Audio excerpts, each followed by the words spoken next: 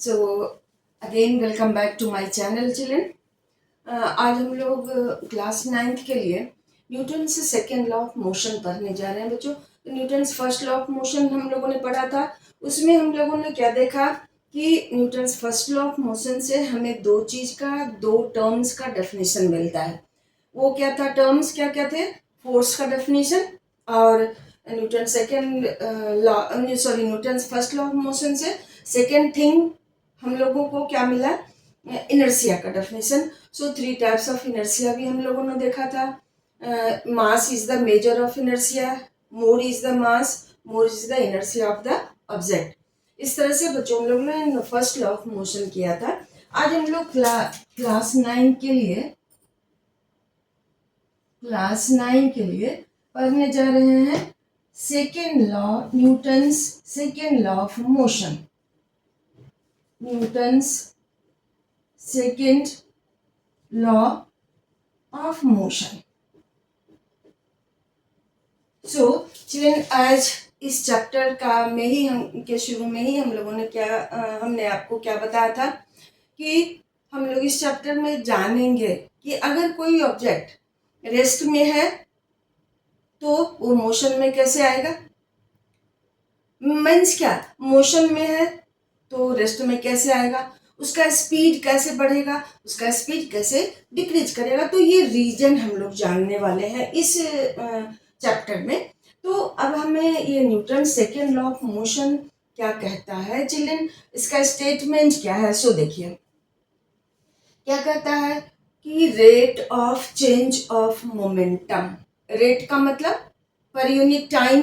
Means किसी भी चीज का रेट अगर हम लोग कैलकुलेट करते हैं, जानते हैं, बताते हैं तो हम लोग पर यूनिट लेते हैं, चाहे वो टाइम हो, पर रुपीज हो, पर 100 रुपीज हो, ओके, पर यूनिट वॉल्यूम हो, पर यूनिट एरिया हो, पर यूनिट से लेके हम लोग डिफाइन करते हैं।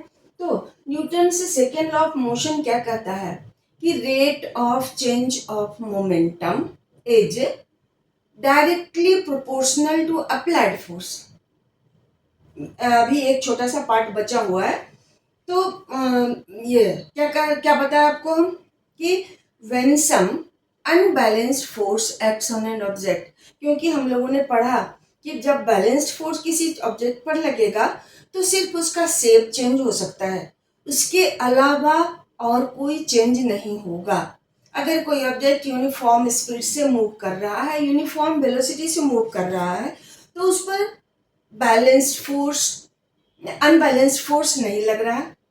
ओके, अब देखिए सेकेंड लॉ ऑफ मोशन में के स्टेटमेंट में आप क्या कहोगे? When some unbalanced force acts on an object, then when some unbalanced force acts on an object, then what happens? Rate of change of momentum, कहने का मतलब change in momentum per unit time is directly proportional to applied force। Directly proportional बच्चों, अगर आपको याद हो तो class 8 में हम लोगों ने पढ़ा था pressure is directly proportional to applied force when, जब एरिया कांस्टेंट हो। सेम एरिया पर अगर हम अप्लाइड फोर्स बढ़ाते जाएं तो प्रेशर बढ़ता जाएगा। वो हो गया डायरेक्टली प्रोपोर्शनल। इनवर्सली प्रोपोर्शनल का मतलब एक तरफ के क्वांटिटी को अगर हम डिक्रीज करेंगे तो दूसरी तरफ वाला क्वांटिटी इंक्रीज करेगा। ओके, तो यहां क्या कहता है? When some unbalanced force acts on an object, then एक पार्ट हो गया अनबैलेंस फोर्स एक्ट करता है, तब देखिए क्या होगा? एक्सीलरेट होगा बॉडी ना, उसका स्पीड बढ़ेगा या कम होगा। तो then rate of change of momentum, rate of change of momentum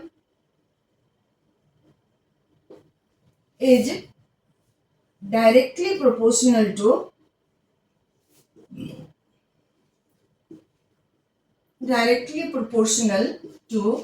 applied force। Force, दूसरा पार्ट हो गया। एंड ये जो चेंज होगा उसी डायरेक्शन में होगा जिस डायरेक्शन में अनबैलेंस फोर्स लगेगा। अभी ये पेन मार्कर मेरे पास मेरे हाथ में है, अब हम इस पर आगे की ओर फोर्स लगाएंगे, ऑब्वियसली ये आगे की ओर जाएगा। अभी ये रेस्ट में है, इसका मोमेंटम जीरो हुआ। जब इस पर हम अनबैलेंस फोर्स लगाएंगे ये मोशन में आएगा, उसका मोमेंटम इंक्रीज करेगा क्योंकि ये मोशन में है, इसमें कुछ वेलोसिटी है, तो यहाँ चेंज इन मोमेंटम हुआ। अब कितना देर में ये चेंज हुआ वो निकालना होगा, तब हमें रेट पता होगा। तो rate of change of momentum is directly proportional to applied force and this change takes place in the direction of applied force। ये जो चेंज होता है किस डायरेक्शन में होता है, जिस डायरेक्शन में फोर्स लगता है। चिल्ड्रन, सो आप इसको ऐसे करके याद कर रख सकते हो कि when some unbalanced force acts on an object, obviously जब अनबैलेंस्ड फोर्स लगेगा तभी ऑब्जेक्ट के स्टेट ऑफ रेस्ट और मोशन और यूनिफॉर्म मोशन में चेंज होगा। तो when some unbalanced force acts on an object then rate of change of momentum is directly proportional to applied force. अब देखिए ये change in momentum in unit time is equal to rate of change of momentum।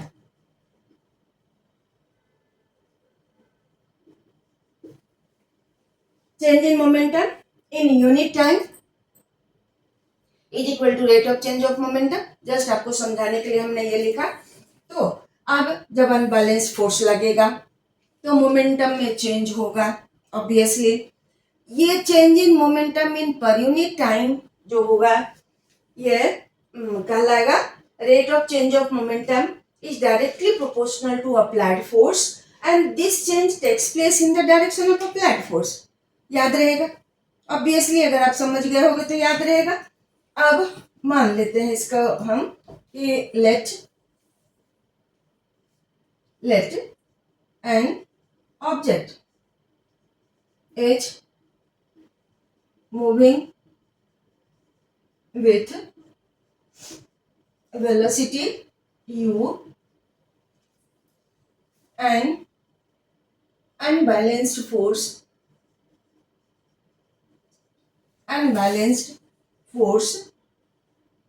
acts on it unbalanced force F लिख देते हैं यहाँ, चलिए acts on it so that in t second velocity becomes v। तो t second के बाद इसका velocity v हो जाता है। क्या लिखा है हमने बच्चों, देखो an object is moving, an object ये भी कर दीजिए तो शॉर्ट में हो जाएगा, of mass m is moving with velocity u। ठीक है, u वेलोसिटी से मूव कर रहा है and N unbalanced force acts on it, unbalanced force F, यहाँ अनबैलेंस्ड फोर्स F लग रहा है, acts on it so that in t second its velocity becomes v। ठीक है, चलिए तो अब देखिए या इसको आप कह सकते हैं, कर लिखिए initial velocity initial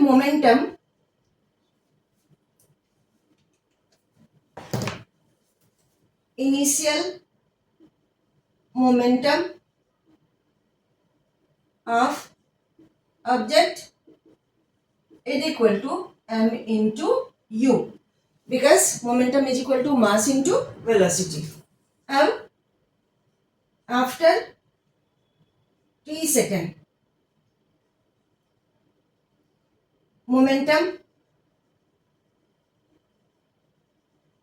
of object means क्या, फाइनल मोमेंटम आप कह सकते हैं। इनिशियल मोमेंटम को आप P1 से रिप्रेजेंट करो, आप इसको मोमेंटम P2 से रिप्रेजेंट कीजिए फाइनल मोमेंटम को, तो ये हो गया m इंटू भी।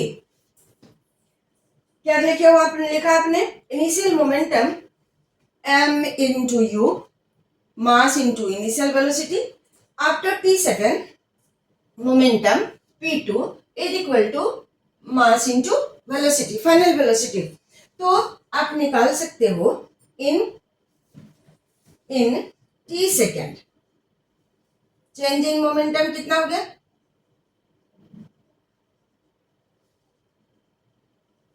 Momentum is equal to M भी minus M U. Is it clear children? I think ये समझ में आ गई होगी बात। Final momentum minus initial momentum, so in 1 second change in momentum कितना हो जाएगा, सोचो अपने में, सोच लिया आपने, हो जाएगा कितना, एम भी minus M u upon t. यही तो यहाँ हमने लिखा है, change in momentum in unit time is equal to rate of change of momentum.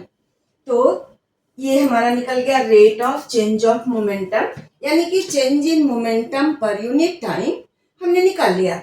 अब क्या करना है हमें, देखिए ये स्टेटमेंट को इसमें अप्लाई करते हैं हम, कि rate of change of momentum is directly proportional to applied force. तो ये अप्लाइड फोर्स के डायरेक्टली प्रोपोर्शनल होगा। मीन्स क्या, अगर फोर्स बढ़ेगा तो change in momentum, rate of change of momentum भी बढ़ेगा। देन लेट्स सी,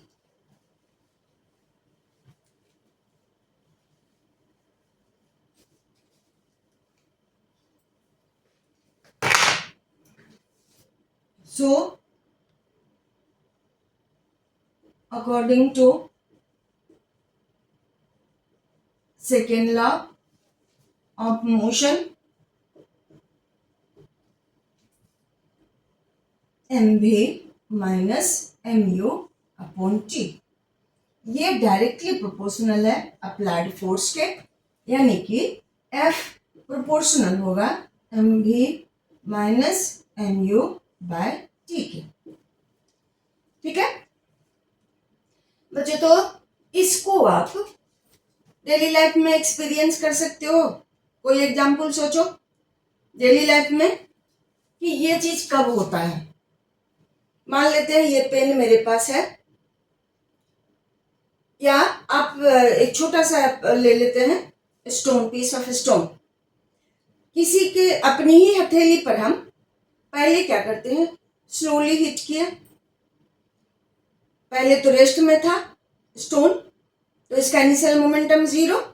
अब उसको अपने हाथ पर हल्का सा कम स्पीड से फेंक के हिट किया, तो हम, मेरे हाथ में फोर्स तो लगेगा ऑब्वियसली, ठीक है, बट वो फोर्स कम होगा। अब क्या करते हैं, हम उसी स्टोन से अपने हाथ पर जोर से हिट करते हैं, ज्यादा स्पीड से उसको फेंकते हैं, तो हम क्या देखते हैं, मेरे हाथ में चोट ज्यादा लगती है। तो ये इस चीज को, यानी कि जब चेंज इन मोमेंटम ज्यादा हुआ, ज्यादा स्पीड से फेंके, तो हमारे हाथ में ज्यादा चोट लगी। तो यही क्या कहता है, ये जो चोट लगने का मतलब अप्लाइड फोर्स ज्यादा हुआ। तो यही तो सेकेंड लॉ ऑफ मोशन है।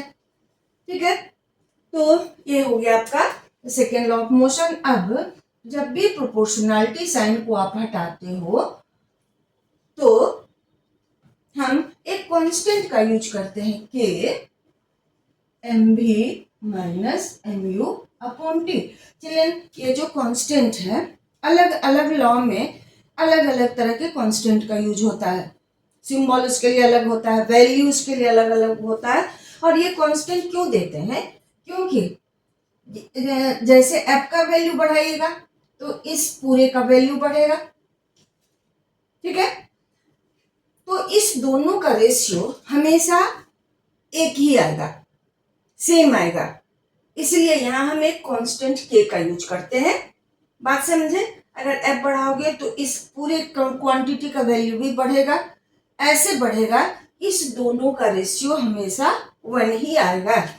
तो यहाँ के हो गया, where k as constant whose value is 1, इसका वैल्यू 1 होता है।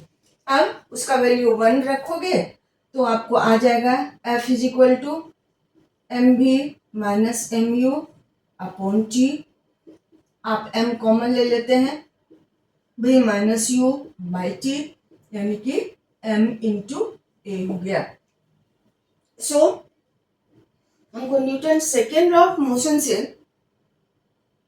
फॉर्मूला क्या मिल गया, m इंटू ए, जो कि मेजरमेंट ऑफ फोर्स देता है। तो children, Newton second law of motion से हमें फोर्स का मेजरमेंट मिलता है। हम किसी ऑब्जेक्ट पर अप्लाइड फोर्स को कैलकुलेट कर सकते हैं, but Newton's first law of motion से हमें फोर्स का डेफिनेशन मिला, सेकेंड लॉ से हमें फोर्स का मेजरमेंट मिलता है। ओके, हम क्योंकि हमें फॉर्मूला पता हो गया, हम अप्लाइड फोर्स का वैल्यू निकाल सकते हैं। ठीक है, तो इस तरह से चिल्ड्रन हम लोगों ने न्यूटन से सेकेंड लॉ ऑफ मोशन को फिनिश किया। तो ये आपका एक प्रोसेस है। ठीक है, ये एक प्रोसेस हुआ। एक छोटा सा सिंपल सा और भी प्रोसेस है, उसे भी, उस प्रोसेस को भी आप, उस स्टेटमेंट को भी आप याद रख सकते हो और Newton second law of motion को आप समझ सकते हो। ठीक है, तो देखते हैं उस स्टेटमेंट को। चलिए, no need to get confuse, जो समझ में आए उसको अच्छे से कर लीजिए, और अगर समझ में आएगा तो सब समझ में आ जाएगा। अगर आप रटने की कोशिश करोगे तो कुछ भी नहीं समझ में आएगा और फिर आप भूलोगे भी, इसलिए कोशिश करो कि समझ में आ जाए बात। देखिए, दूसरा स्टेटमेंट, जिसका दूसरा मीन्स क्या, दोनों में से कोई एक ही आप कर सकते हो, जरूरी नहीं है कि दोनों आप लर्न करो। तो क्या कहता है कि when some unbalanced force acts on an object, then क्या होगा, produced acceleration is directly proportional to applied force and this acceleration is inversely proportional to mass of the object. क्या कहता है, when some unbalanced force acts on an object, then the acceleration will be produced in the object, उसका velocity बढ़ेगा या कम होगा।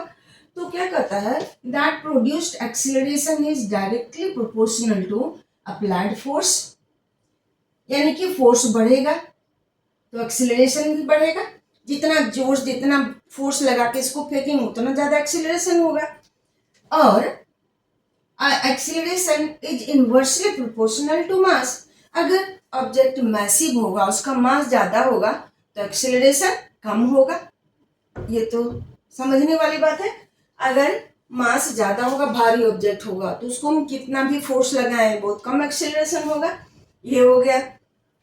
तो इसको हम लोग लिख सकते हैं A proportional to F upon M, इस दोनों को कंबाइन करके। और फिर से इसको हम लोग लिख सकते हैं, फिर कांस्टेंट दीजिएगा के एफ बाय एम।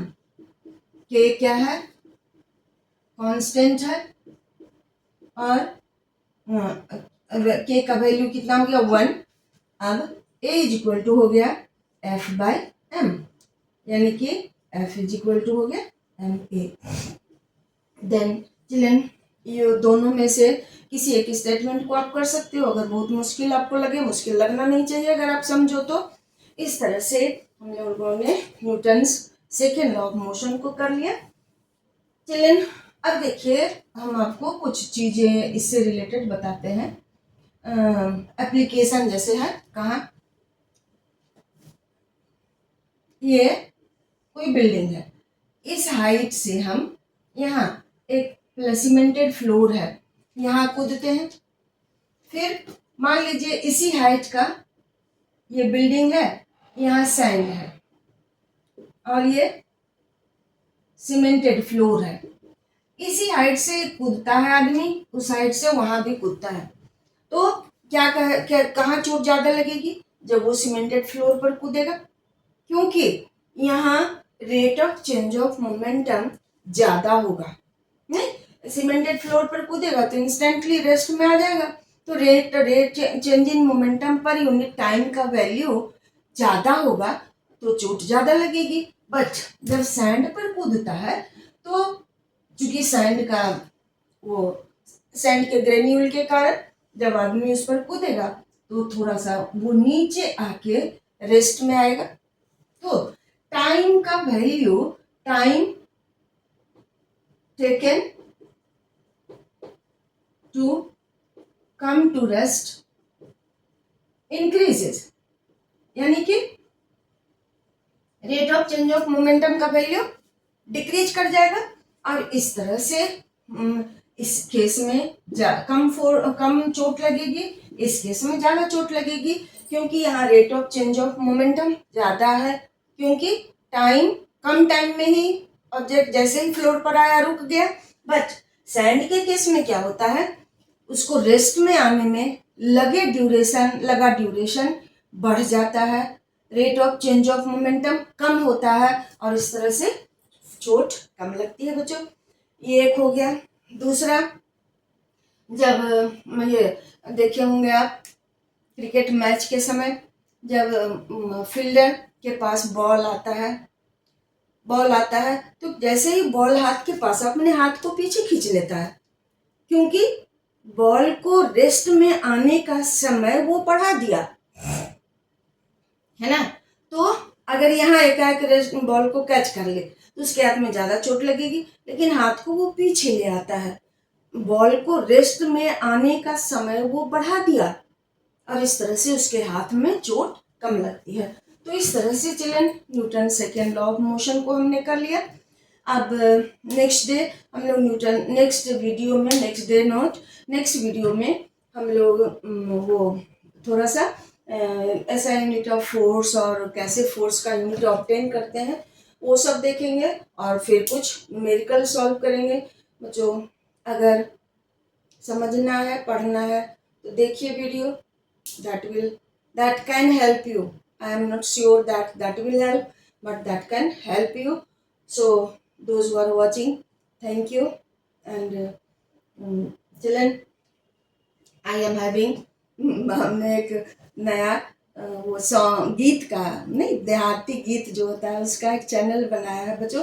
तो घर में रह के बैठे समय का उपयोग करते हैं, उसको भी देखिए, सब्सक्राइब कीजिए।